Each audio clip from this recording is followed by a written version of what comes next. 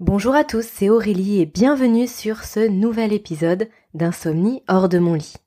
Vous êtes sur le podcast dédié aux insomniaques qui souhaitent reprendre leur sommeil en main et justement sortir de l'insomnie chronique de façon naturelle. Ça fait longtemps que je vous en parle sur le podcast.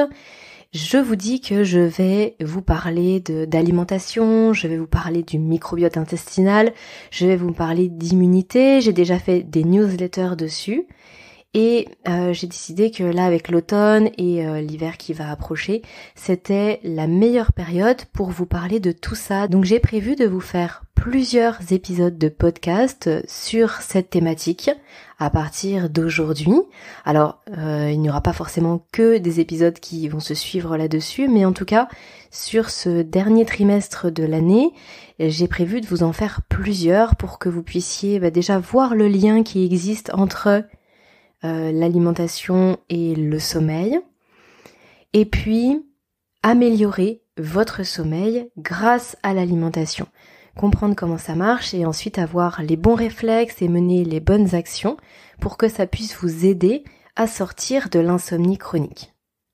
Bien sûr, comme je le répète souvent, ce n'est pas juste cet élément-là, même si c'est un élément qui est extrêmement important, l'alimentation, qui va d'un seul coup en un claquement de doigts vous faire sortir de l'insomnie chronique, mais en tout cas, c'est un des leviers à activer. C'est ce qu'on voit sur le podcast, c'est qu'il y a plusieurs, je dirais même il y a plein de leviers à activer pour sortir de l'insomnie chronique. Il y a plein d'axes sur lesquels on peut agir et interagir. Et du coup, c'est en mobilisant toutes nos connaissances et en menant plusieurs actions en synergie qu'on arrive à un résultat qui est la sortie de l'insomnie chronique. Alors bien sûr, on pourra en reparler ultérieurement. J'ai prévu de vous en parler, de savoir qu'est-ce que vraiment ça signifie sortir de l'insomnie chronique. Mais voilà, c'est pas le débat aujourd'hui. On aura l'occasion d'en rediscuter par la suite. Donc pour ce premier épisode sur la thématique de l'alimentation au sens large, très large, j'ai décidé de vous parler de 3 erreurs qui sont très communément faites par les personnes qui souffrent de manque de sommeil, qui sont en dette de sommeil, que j'ai faites moi également. En tout cas, j'en ai fait 2 sur les 3 dont je vais vous parler aujourd'hui. Et donc, forcément, si je vous dis que ce sont des erreurs, c'est parce que ça a des répercussions sur le sommeil. Ça peut soit fatiguer encore plus l'organisme, soit empêcher de sortir de l'insomnie chronique. Même si parfois ce sont des choses qui sont intéressantes à faire, mais à partir du moment où déjà on a mis un pied en dehors de l'insomnie chronique, où on va mieux, où on a moins de dettes de sommeil. Vous allez comprendre tout ça dans quelques minutes quand on va rentrer dans le vif du sujet. Donc je vais vous parler aujourd'hui des boissons que j'appelle anti-sommeil, que sont notamment le café et l'alcool, pour ne citer qu'elles. Ensuite, je vais vous parler de ce qu'on appelle la détox du foie. Parce que là, justement, à l'intersaison entre l'été et l'automne, c'est très souvent conseillé, voire même presque un peu trop à la mode, de faire ce qu'on appelle des détox du foie. Et en l'occurrence, quand on est en insomnie chronique, méfiance. Je vais vous expliquer pourquoi. Alors juste petite précision, là je parle de détox, donc les détox vraiment à base de plantes, pas simplement je fais une détoxification du foie en mangeant des légumes ou en mangeant des pommes, par exemple. Là, je parle vraiment de ce qui peut être vendu, d'ailleurs, en pharmacie ou parapharmacie, pour vraiment les détox un petit peu plus, donc sur une période donnée, et un petit peu plus intensive. Vraiment les plantes qui vont agir très en profondeur sur le foie et de manière assez rapide. Et le 3e point que je vais aborder aujourd'hui, c'est la question du jeûne. Le jeûne, c'est pareil, on en entend énormément parler en ce moment. J'ai beaucoup creusé la question du jeûne et j'ai pas mal de choses à vous dire sur le sujet. Alors, comme je vous disais, ce n'est qu'un premier épisode, donc j'ai sélectionné 3 erreurs. Il y en a d'autres, mais il y a aussi plein de bonnes pratiques alimentaires justement qui vont aider le sommeil, donc je réserve ça pour la suite pour pas que ça fasse des épisodes qui soient finalement trop copieux dans le sens indigeste et sans jeu de mots avec l'alimentation. Mais juste avant d'attaquer, je vous rappelle simplement que dans la description du podcast, vous avez mon contact par mail si vous souhaitez m'écrire, me poser des questions ou tout simplement me faire un commentaire en fait par rapport au podcast ou des remarques, peu importe. Vous avez également le lien pour passer votre quiz pour découvrir quel est votre chronotype. Je vous en parle très largement dans des épisodes passés. Vous avez la possibilité de passer le quiz et ensuite vous recevez votre débrief personnalisé en fonction de votre chronotype pour justement adapter les actions que vous pouvez mettre en place dans votre quotidien par rapport à vous. Et troisième point, et ça c'est plutôt récent, je vous en ai parlé bien sûr dans les newsletters précédentes, mais vous avez la possibilité d'accéder au site internet qui maintenant est créé. Donc le site d'Insomnie hors de mon lit a vu le jour il y a à peu près peut-être 4 semaines en arrière, 4 ou 5 semaines en arrière. Donc c'est en tout cas je l'ai voulu comme ça, un peu comme une grande plateforme où vous avez accès à tout. En un seul lieu, en un seul clic, j'ai envie de dire, pour que vous puissiez avoir à la fois l'accès au podcast, mais aussi aux autres ressources que je mets à votre disposition. Voilà, allez, c'est parti maintenant, et on va démarrer avec les boissons.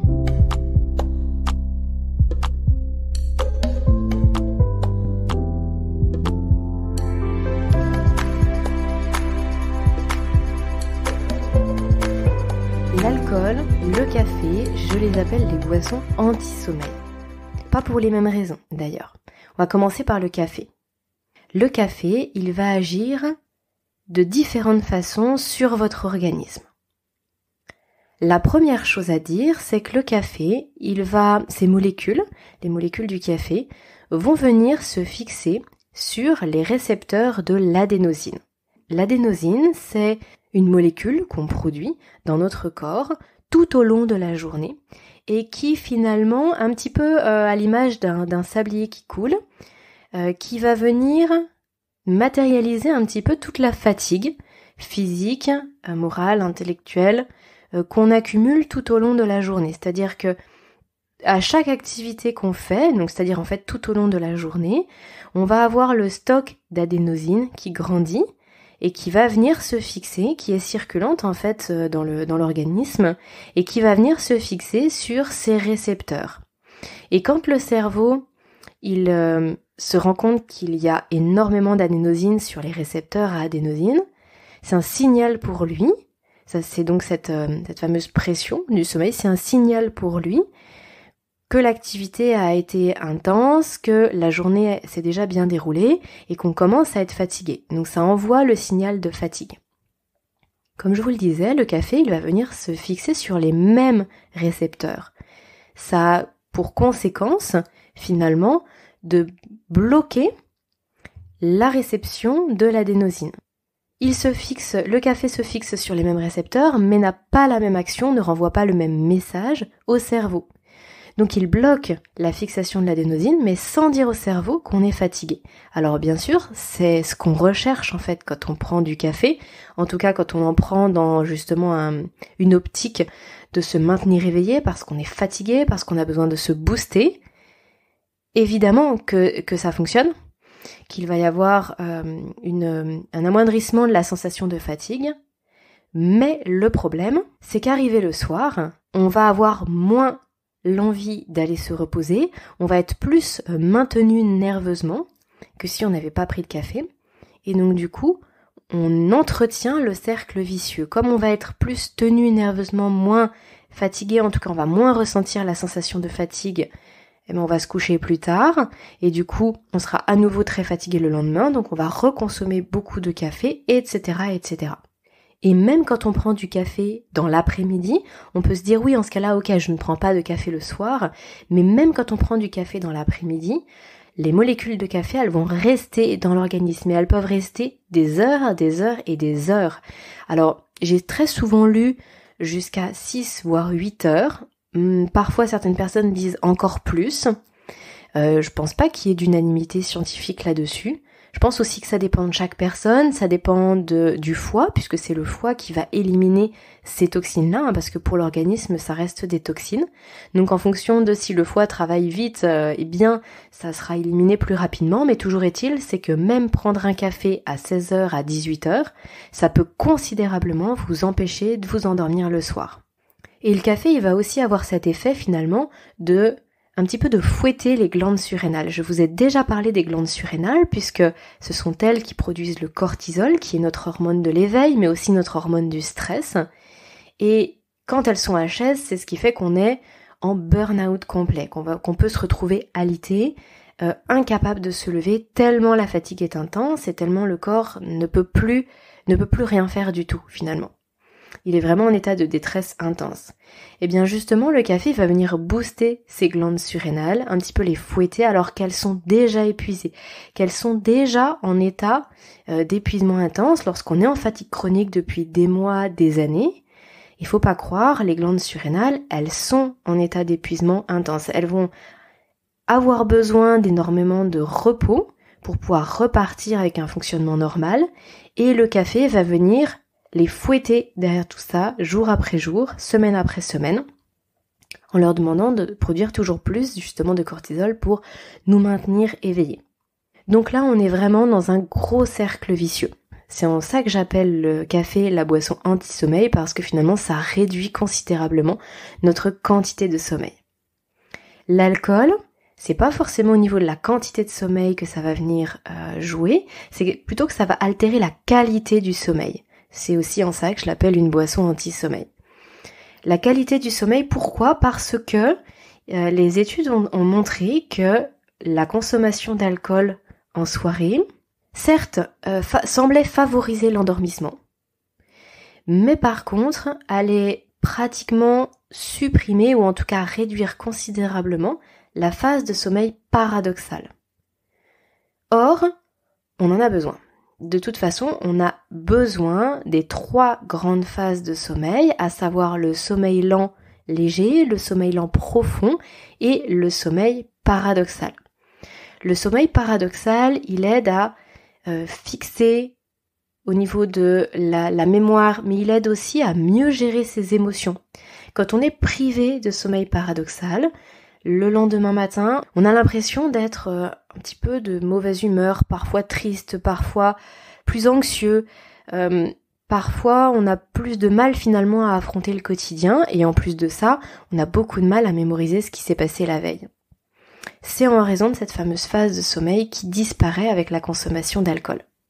Si vous voulez aller plus loin sur ces 2 thématiques finalement que sont l'alcool et le café, sachez que sur le site, je vous ai fait 2 courts articles qui reprend et détaille même un peu plus ce que je viens de vous dire. Donc si vous souhaitez vous y référer, n'hésitez pas. La deuxième chose dont je voulais vous parler aujourd'hui, c'est, comme je vous le disais en introduction, la détox du foie. Ça me paraissait bien de vous en parler à cette époque-là parce que entre les saisons, c'est très souvent le moment qui est donné pour faire une détox du foie. Alors déjà, pourquoi on fait une détox du foie ?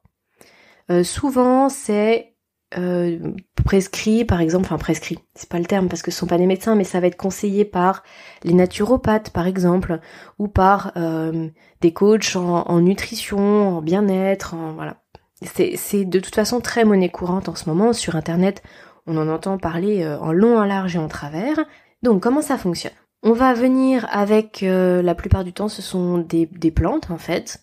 On va venir stimuler le foie. Le foie, c'est l'organe c'est le grand épurateur de l'organisme. C'est l'organe qui va venir détoxifier le sang, tout l'organisme en fait. C'est-à-dire que tout passe par le foie. Et le foie, en gros, il va venir un peu faire le tri. Mais il a beaucoup de travail, énormément de travail. On produit des déchets, donc qui sont des déchets endogènes, mais il y a aussi tous les déchets exogènes. Donc il y a toute la pollution qui se retrouve dans notre organisme, il y a tous les produits toxiques, les polluants, les produits chimiques, il y a tout ce qu'on ingère par l'alimentation, et aussi par exemple les métaux lourds, ça je les ai pas cités. Bref, il a un travail monstre. Et d'ailleurs, je vous ai déjà parlé du foie parce qu'il y a une grande partie de son activité qui se fait la nuit. Et c'est pour ça que parfois quand on surcharge trop le foie avec beaucoup de graisse, avec on va dire une hygiène de vie qui n'est pas propice, en tout cas qui est décalée par rapport à ce que le foie peut faire, et bien tout simplement il surchauffe et ça peut créer des réveils nocturnes, des bouffées de chaleur, etc. Bref, donc pour venir un petit peu détoxifier l'organisme, on va venir là à nouveau fouetter un petit peu le foie, comme je vous le disais pour les glandes surrénales juste avant. On va venir fouetter le foie en lui demandant de s'activer un petit peu, de faire encore plus de job que d'habitude pour tout simplement épurer un peu plus l'organisme. Alors dans le cadre de certaines diètes, c'est préconisé, mais comme je vous le dis, ça peut être aussi par exemple pour régler certains problèmes de peau, ça peut être aussi pour justement être un peu plus en vitalité. Donc ça veut dire que pendant peut-être 3 semaines, 1 mois, on va venir prendre certaines plantes qui ont une action très forte sur le foie et qui vont le stimuler. Sauf que quand on comprend ça, on se dit que effectivement, chaque organe qu'on va surstimuler, qu'on va fouetter, qu'on va venir activer alors qu'on est déjà en fatigue très sévère, que nos organes sont déjà extrêmement épuisés de par le manque de sommeil, de par l'insomnie chronique, ça va demander un effort qu'on ne peut pas forcément fournir. Ça va demander à notre organisme un effort qui est parfois trop important. Et en plus de ça, le fait de stimuler comme ça le foie, ça veut dire qu'il va libérer encore plus de déchets et de toxines dans l'organisme, ce qui peut nous affaiblir et ce qui peut être ingérable par les autres émonctoires que sont les intestins, la peau, les poumons et les reins. Donc attention, la détox du foie, je pense que c'est quelque chose qui a vraiment du sens. Et effectivement, pour retrouver de la vitalité, je pense que 1 ou 2 fois par an, c'est très bien de prendre soin de ces émonctoires, parce qu'en détox, il n'y a pas que le foie, il y a les autres émonctoires aussi. Mais attention lorsqu'on est en fatigue intense.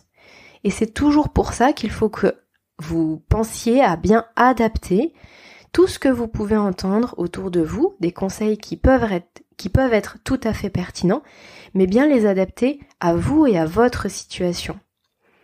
Parce que le métabolisme et l'organisme d'une personne qui est en épuisement très sévère, très intense, ne va pas du tout être le même, ça ne va pas fonctionner de la même façon que pour une personne qui est en pleine vitalité.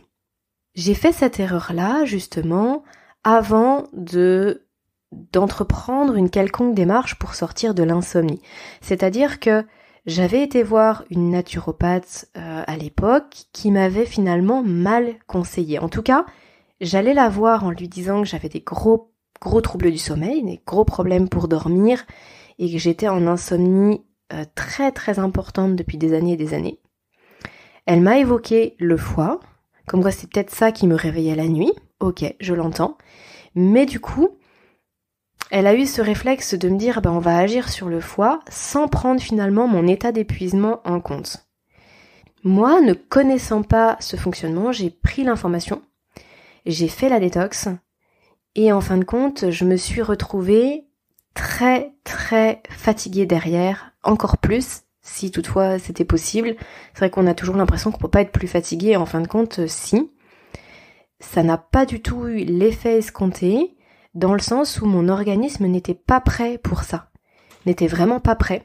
J'étais en grande difficulté, j'étais dans une phase de fatigue très prononcée, et en plus de ça, avec des éléments extérieurs qui ne me permettaient de toute façon pas de mettre beaucoup de choses en place à ce moment-là, et je me suis retrouvée à plat.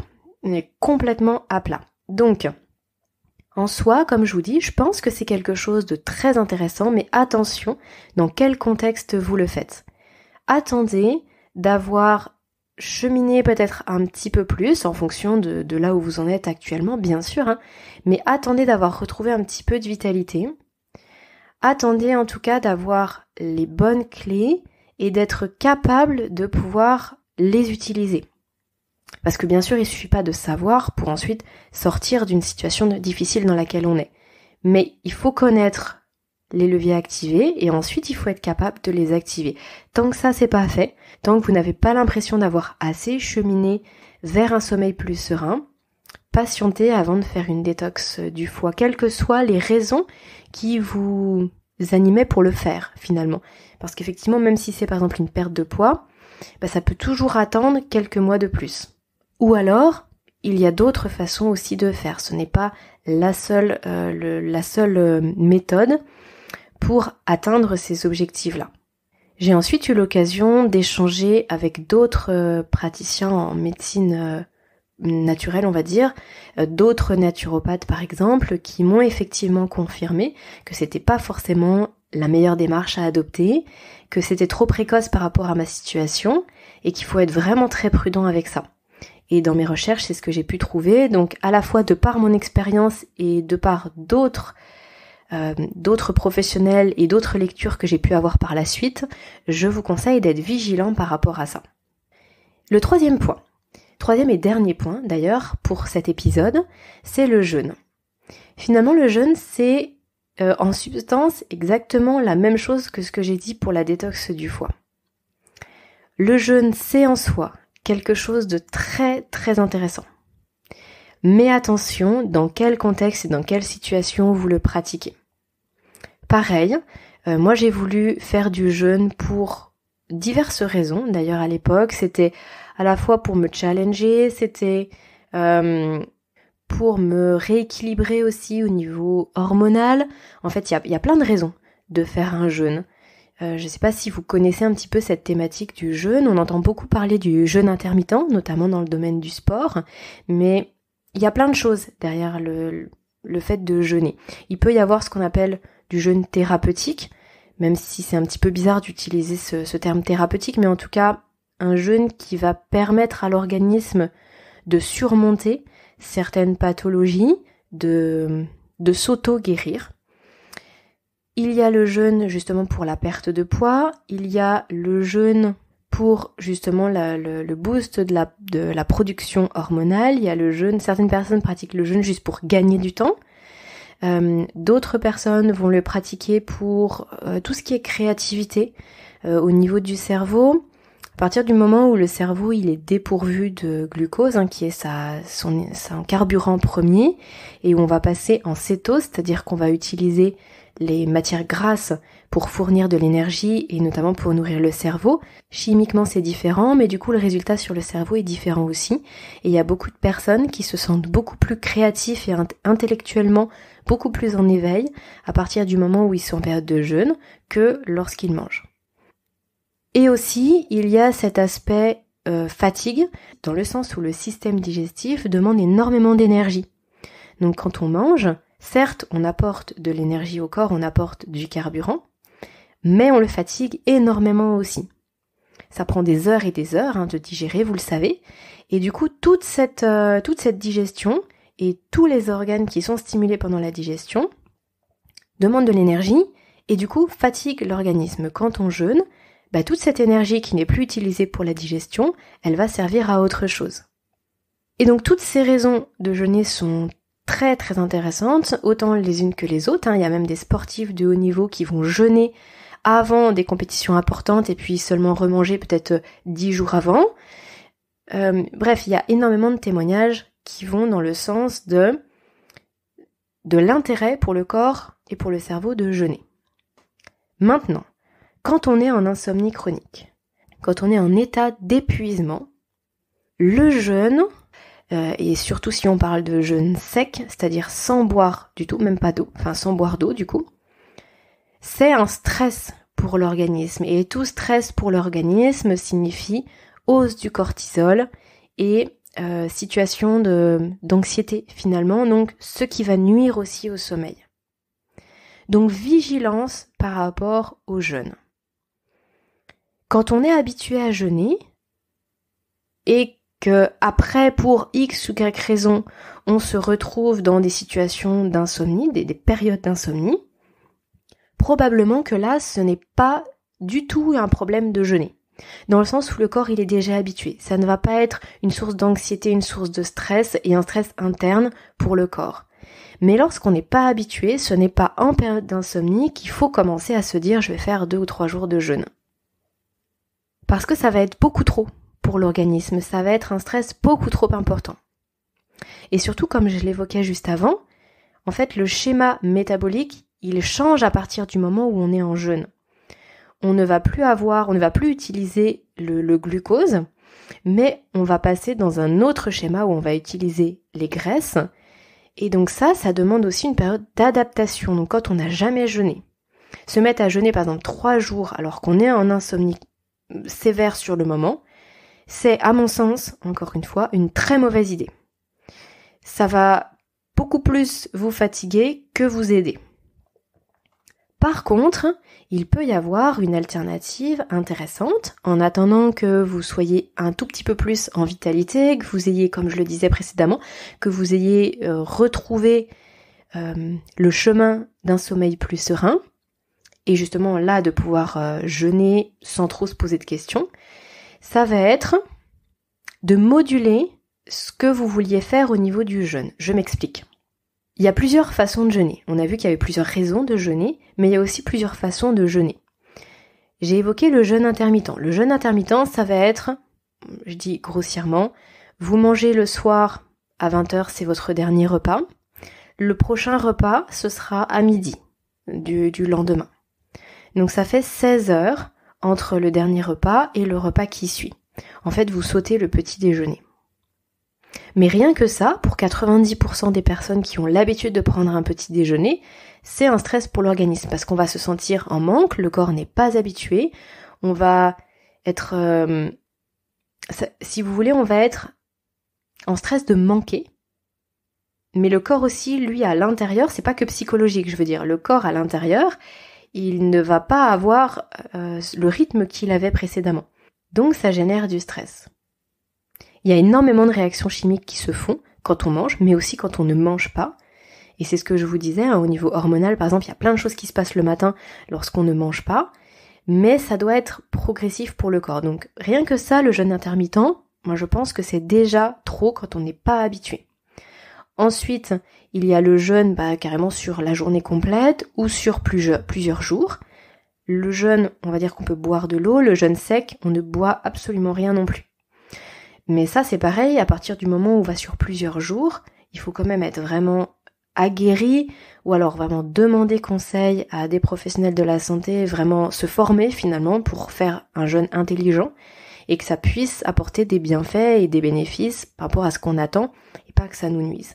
Mais ça pour moi c'est vraiment beaucoup trop lorsqu'on est en insomnie.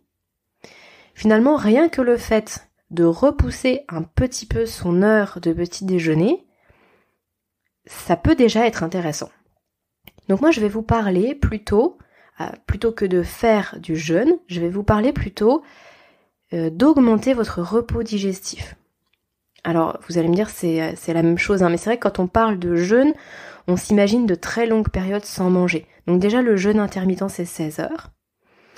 Mais on va dire que rien que en dessous, entre 12 et 14 heures de repos digestif, donc c'est la même chose, c'est le fait de ne pas manger, ça peut être intéressant pour l'organisme sans le brusquer et sans que ce soit finalement perçu comme quelque chose de coercitif. Et c'est quelque chose qu'on peut ensuite moduler semaine après semaine. Plus on retrouve de l'énergie et finalement plus on peut repousser cette limite qu'on avait atteinte à un moment donné. Alors vous allez me dire, mais finalement, Aurélie, pourquoi tu nous dis tout ça? Au final, autant faire mon repas à 20h et puis je mange mon petit déjeuner le lendemain matin à 6h comme j'ai toujours fait avant d'aller au travail et c'est très bien comme ça. Alors, oui mais non. Dans le sens où effectivement c'est une habitude, ça fait partie finalement un petit peu de votre zone de confort et du coup là c'est pas stressant du tout pour l'organisme, mais par contre le fait d'avoir un repos digestif plus long, on va quand même avoir quelques bienfaits de ce que je vous citais tout à l'heure par rapport au jeûne, à savoir que toute l'énergie qui n'est pas mise pour la digestion, elle va être mise ailleurs. Donc quand on est très épuisé, ça peut être intéressant de finalement limiter l'énergie dont on a besoin pour digérer et qu'on puisse l'avoir pour le cerveau, notamment, mais aussi pour les organes, pour la reconstruction cellulaire, pour la reconstruction musculaire, par exemple, pour les personnes qui font du sport également. c'est vraiment intéressant. C'est-à-dire que d'avoir un repos digestif de 12, 13, voire ensuite 14 heures, ça va permettre de répartir différemment l'énergie dont le corps dispose. Parce qu'il y a une différence entre le carburant et l'énergie. On peut apporter du carburant à un moment donné, mais finalement l'énergie, elle va être diffusée plusieurs heures, voire même le lendemain après. Donc en soi, c'est pas grave si on n'apporte pas du carburant à notre corps à 6 heures du matin. Au contraire, on peut le laisser tranquillement émerger et puis par exemple manger sur le coup des 8 heures ou des 9 heures si on a terminé son repas du soir la veille à 20 heures. Donc ça peut être intéressant lorsqu'on est extrêmement fatigué. Et puis petit à petit, on pourra repousser un petit peu cette limite-là si on le souhaite, si on y voit un intérêt, si par exemple ce que je vous ai dit, ça résonne en vous, que ça vous parle, que c'était quelque chose que vous souhaitiez tester, voilà, c'est tout à fait quelque chose qu'on peut faire semaine après semaine, mais là, si en ce moment vous m'écoutez et que vous êtes complètement à plat, c'est vraiment pas le moment de démarrer un jeûne. Mais je vous en parle pas de façon anodine, c'est parce que très souvent, quand on est insomniaque, quand on souffre de problèmes de sommeil, qu'on a une grosse dette de sommeil, on se sent pas bien dans sa peau. On se sent très introverti finalement, on se sent... on perd confiance en soi, on se sent inférieur et on remet plein de choses en question, on va se trouver trop comme ci, trop comme ça, trop gros, pas assez ci, pas assez ça. Et du coup, c'est parfois dans ces périodes-là où on devrait mobiliser son énergie à se reposer, à se reconstruire, que on veut faire plein de choses. On veut perdre du poids parce qu'on se dit qu'on se sentira mieux dans sa peau et que du coup on sera moins stressé et que du coup on dormira mieux. Mais finalement, il y a plein de choses qu'on fait dans le désordre. Et moi, du coup, c'est vrai que je vous ai dit que j'avais fait 2 erreurs sur les 3. Je consomme pas d'alcool le soir, je ne consomme pas non plus de café du tout pour le coup, ni presque pas d'alcool d'ailleurs. Mais par contre, j'ai essayé la détox du foie, ça a été catastrophique. Et j'avais essayé aussi le jeûne. Et ça a été catastrophique. Ça m'a mis dans un état de fragilité qui était encore plus importante après qu'avant. Et d'ailleurs, je suis tombée malade après avoir essayé de faire du jeûne. Et en plus, je sentais que c'était un stress terrible pour mon corps. J'étais pas prête pour ça.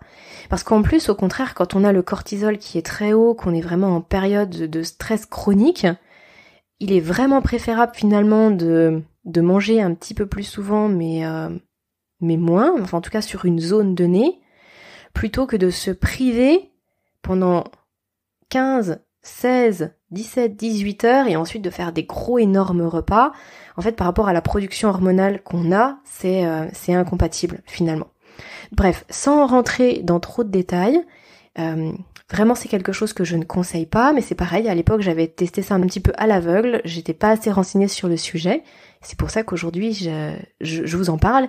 Et si ça peut vous aider à faire les bons choix, tant mieux.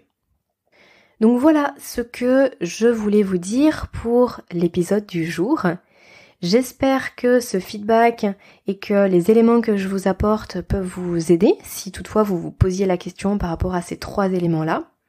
Il est fort probable qu'il y ait au moins des éléments qui vous concernent, parce que réellement sur les 3 thématiques... ce sont les retours que je vois et que j'ai le plus souvent. Donc j'espère que vous y voyez plus clair actuellement. Si toutefois il y a des thématiques donc en lien avec la nutrition, l'immunité, l'alimentation au sens large, le microbiote intestinal, le jeûne, enfin bon bref, tout sujet qui serait sur cette thématique-là, si vous souhaitez que j'aborde quelque chose en particulier, si vous vous posez des questions, écrivez-moi. Comme je vous le disais, vous avez l'adresse dans la description du podcast, surtout n'hésitez pas, parce que bien sûr si je vois qu'il y a des sujets qui reviennent plusieurs fois et qui vous intéressent, je les traiterai à la fois en priorité, et à la fois je les traiterai encore plus en profondeur que ce que j'aurais pu faire de manière classique. Donc surtout, n'hésitez pas. Voilà, on arrive à la fin de cet épisode.